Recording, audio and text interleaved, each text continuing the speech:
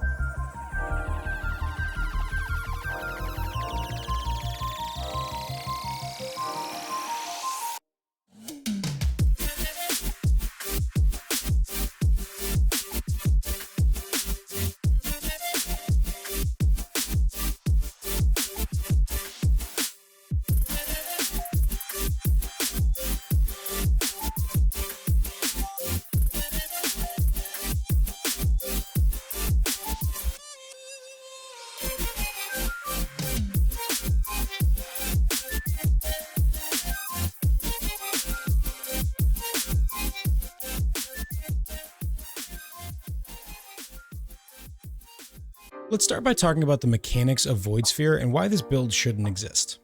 Void Sphere is a utility style skill where when you cast it, it puts an orb on the ground that pulses once every 0.4 seconds.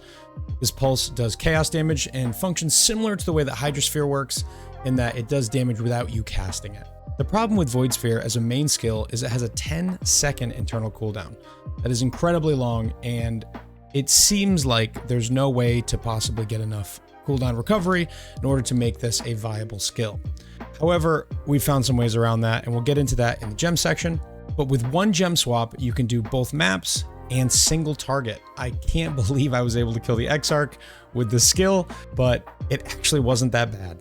So naturally, Void Sphere converts 40% of its physical damage to chaos, has a base crit of 5, which is actually quite low, and a base duration of 5 seconds. The anomalous version gives us CDR, which is cooldown recovery rate, at the cost of skill effect duration. So for every 20 quality, we get 40% reduced skill effect duration, but 40% increased cooldown recovery rate. This makes it so with a lot of quality, you can get a ton of CDR, but the problem is if you reduce your cooldown to 0, the skill will cast and then not exist. The point of Void Sphere is to get it to pulse over and over again and pull in enemies. It's actually really quite strong at doing that. So as we go through this guide, I'll explain all of the different ways that we get CDR, the ways that we get skill effect duration, and the ways that we get damage. So let's get into the gear and talk about how this build works. Okay, so here we have our level 97 Occultist.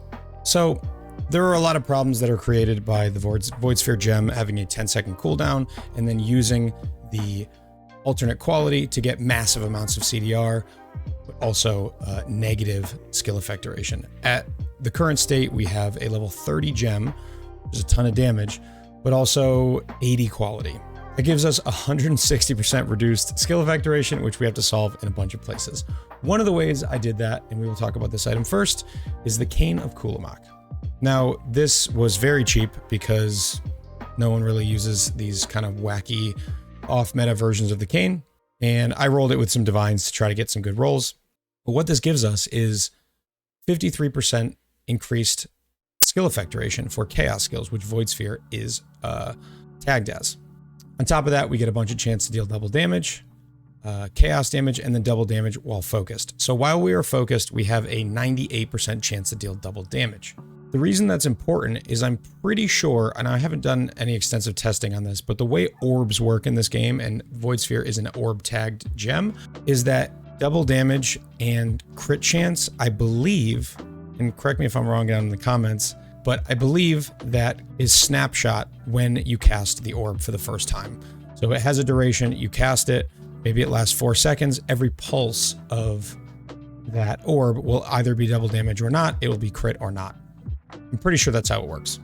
So if that's the case, assuming that's the case, Having a 98% chance to deal double damage means just about every single time we put it down, we're going to get our double damage if our focus is active. Then we get a huge amount of increased chaos damage, and it's just all around a pretty nice staff. We didn't really get anything important on our Crucible tree. This strength is the most important thing. It solves our strength issue without having to get strength at the cost of a bunch of life, because strength gives you life as part of its inherent bonuses. We also get endurance charges on kill, which is pretty nice. And then the more cast speed doesn't really help us, because cast speed on Void Sphere doesn't actually do anything other than make you put the orb out a little bit faster. You don't get to cast it over and over again, so there's no real point in investing into cast speed. Next, we will talk about the helmet. Now, Void Sphere CDR as the enchant, absolutely mandatory. And then we had some fun crafting an elevated Crusader and Warlord helmet. Fizz taken as lightning. We don't have a lot of physical damage reduction on this build, so getting Fizz taken as is really strong. And then we combine that with a power charge Warlord helmet. I then locked and used a Veiled Chaos Orb, got a prefix, so I chose life, and then I locked and re-rolled for multi, and I got some cold res there. So not a cheap helmet, but not crazy expensive. Next, Ashes of the Stars. We'll talk about this in the gem section more, but we get +1 to all skills and then 30 quality to all skills. We make as much use of that as we can, and it is mostly for our Void Sphere to get all of that extra cooldown recovery rate. We've got a Despair on hit ring. Other than that, nothing going on here. We have a ring with life, ES, and some resists. For boots, the important thing here was us having elevated CDR.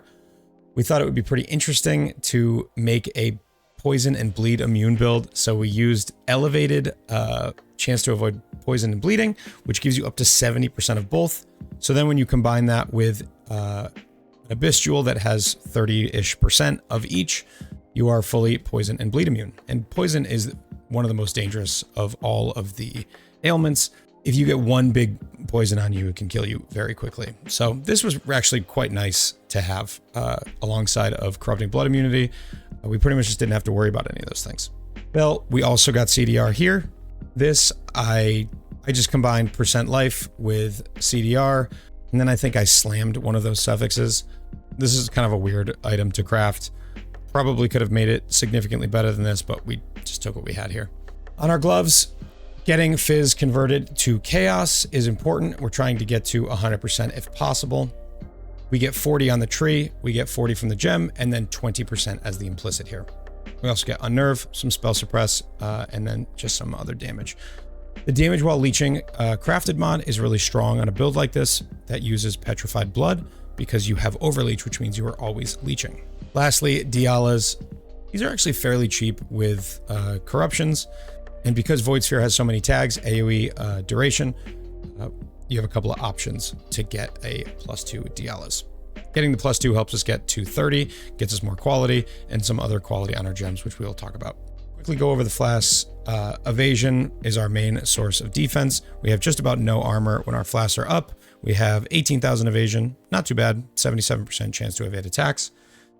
The main defense of this skill is actually the fact that Void Sphere sucks everything in, which means monsters that are being pulled or knocked back tend to resist that if they can. They try to run through it. Instead of going, I'm not going to be able to get to the character, let me use a range skill. They'll just kind of keep running. And that is actually a really, really strong defensive mechanic. I have been incorporating Void Sphere into a lot of builds, maybe on Arcanist brand or Cast When Damage Taken. And what it does is gives me just an extra boost of kind of unquantifiable defense that keeps some monsters from getting to me. It's quite nice. But on this character, where our Void Sphere sucks in almost the whole screen, it actually makes it so most monsters never get to me. Bottle Faith, obviously great for crit chance, damage taken, and gives us Consecrated Ground. We have an Onslaught Flask with some reduced effect of curses. Move speed, and then Taste of Hate, mostly for the Fizz damage taken as cold. That's why we have the top roll on that. The Fizz is extra cold, doesn't really do anything because we don't scale the cold damage at all. All right, let's talk about the gems. We'll start with our main 6-link. We have Anomalous Void Sphere here. We talked about the CDR that we get from having the Anomalous version between Dialas and the Ashes. We get 160% increased CDR. Problem with that is we get 160% reduced skill effect duration, which means we have to counter that. If you put your Void Sphere down and it lasts a half a second, you're not getting any value out of it for the totem style damage that it does. So the number one way that we can test this is Anomalous Second Wind. Level 20 with 40 quality, it gives us 3 cooldown uses. Now, it also gives us reduced CDR. That is a cost, but while you're mapping, it's not that big of a deal if we have 4 uses. Now, you saw in the mapping footage, when we cast, this is a decent amount of cooldown, but as long as you're not spamming the ability, it pretty much sucks in the whole screen. So it's really not a big deal to have a 3 to 4 second cooldown. The important thing to note here is actually getting more than 10 quality is only a negative. Once you get to 40 quality, it gives you 3 cooldown uses and the next breakpoint's too far away to hit. So you only want to have 10 quality because more quality will reduce your CDR further. Other things we use: increase crit strikes, increase crit damage. We have an Empower, and that is in a red socket to get 2 levels. So we have a level 6 Empower in here. Helps us get to level 30. We use Awaken Void Manipulation for big damage. And then, like I said, Second Wind. Now, for single target, we swap out Anomalous Second Wind, and we put in Power Charge on Critical Strike. This takes away our additional uses, but gives us a much stronger Void Sphere as far as damage goes, and our uptime can be 100% because the duration is 4.5 seconds, and the cooldown is 3 seconds. So we cast this, it pulses on the boss. If the boss moves, we can cast again 3 seconds later, and we will have full uptime on a single target. We also have a 6-link in our staff, which is quite nice. We use a Withering Step with an Enhance. Now, Anomalous Withering Step with as much quality as we have, I believe it is 74% quality. That gets us to 14 Wither debuffs each time the enemy enters the area. So between that and our Withering Presence, which inflicts withered on enemies each second, we instantly are at 15 when we walk up to a monster. This is really, really nice for bossing. We don't have to worry about keeping a totem down. It's just super nice. Now, this Enhance also works on some other skills. We have a Phantasmal Leap Slam with the Ashes quality, the Enhance. We are looking at 37% increased attack speed just on the gem. We link that to a faster attack support, and we get a massive amount of attack speed. While all of our charges are up and we're mapping, Leap Slam is actually quite quick, despite not really scaling attack speed anywhere else. We also have a level 1 23 quality Immortal Call. This gives us 77% increased skill effect duration when linked to Enhance. And this makes it so our Immortal Call lasts many seconds when it chews up the endurance charges that we get on kill from our Crucible passive tree. Now, this doesn't help us on bosses, but while mapping, we have, I think, over 50% uptime on this Immortal Call. So cool little 6-link and a fun way to use an Enhance. In our gloves, we have our auras that are on our life pool. So Arrogance, Herald of Purity, and Vitality, pretty standard setup. It's a Fizz skill, so Herald of Purity is very strong for it. In our helmet, we have an Arcanist brand setup. So we'll talk about this real quick. Arcanist brand casts our Desecrate, which then casts Spirit Offering. And the reason that we use that is because we steal... Where is it? We steal the Forbidden Flesh and Flame, which give us Mistress of Sacrifice. This allows us to get 40% skill effect duration from Mistress of Sacrifice, as well as allowing us to use an offering. So pretty much just on bosses, I will cast the Arcanist brand, and it'll give us the effects of Spirit Offering, which is just crit and crit multi. Lastly, our Arcanist brand casts our Assassin's Mark, and this gives us power charges and a bunch more damage. Lastly, in our boots, we have our aura setup that is on our mana. We have Petrified Blood. When combined with Ashes, we get additional life loss prevented. We have a Zealotry, a level 4 Enlighten, and a Grace to allow us to fit all of our auras in, and we just get them in there. Okay, we'll talk about the Ascendancy. Forbidden Power, massive for AoE. Really, really strong. We're trying to get as big of a Void Sphere as we can get in order to suck the whole screen in. Because we can't cast very often, you need this to really, really be effective every time you cast it. If you miss enemies, you're going to have to cast again. So area is king. Void Beacon's great damage. And then Withering Presence gives us damage, gives us that last wither that we need, gives us a really nice boost for reduced dot. Any enemy that is touched by your Void Sphere is hindered, therefore they all deal reduced dot. And then lastly, Profane Plume for explosions. This helps anything that we've missed at the edge of the Void Sphere blow up, but also when it sucks a bunch of enemies towards the center, they all overlap those explosions, killing rares and uniques often in one shot. This has a really, really nice interaction with Void Sphere. All right, we have a lot of fun stuff on the tree, and we'll talk about this now. So Militant Faith giving us area damage, and all res resistances were hard to find on this build, so this is a nice place to get a chunk of it. We use Inner Conviction because we don't get frenzy charges, because we don't really benefit from the cast speed, therefore just getting power charge scaling damage is really nice. We use a Vitality Watchers to get leech, and we have some more evade chance while affected by Grace. You do need to get some CDR on Jewels in order to hit the next breakpoint. You can take a look at the POB to see what that exact number is. The impossible escape from Magebane is super, super important because we need to get exceptional performance and these other two nodes here to help us counteract all of that negative skill effect duration that we get from the alt quality Void Sphere. Also grab some life and suppression. On our medium clusters, Assert Dominance, Towering Threat, tons of AoE. We have 2 there, and then we have Vast Power ×1 here for AoE, and then another Magnifier Towering Threat over here. Big, big, big AoE. Pretty much the whole screen as you saw. We are low life, so we take Pain Attunement. Here's our jewel that gives us poison and bleed immunity on top of our boots. This is actually really nice that I may try to incorporate into builds in the future. Poison is so, so dangerous. We also use Eldritch Battery because the Void Sphere is quite expensive. It costs over 300 mana to cast, but because we don't cast very often, it's not really a problem. So that is going to do it for the build that shouldn't exist. I can't believe how much fun I had playing this Void Sphere build. I had a lot of fun making it, and I knew I would, but I can't believe how effective it was and how much fun it was to play. A skill like this is incredibly kinetic, and you feel very attached to the explosions and to the sucking in of the enemies.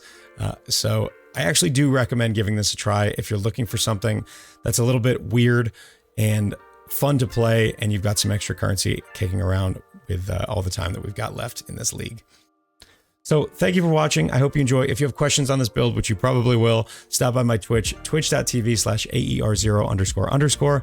I will do my best to assist. If you want to help me out, give this video a like, a comment, and a subscribe. If you want to help me out financially, you can subscribe to my Patreon. The link is in the description, as well as the link to my Twitch and my Discord. So thank you all for being here. Thank you for watching. And as always, take care.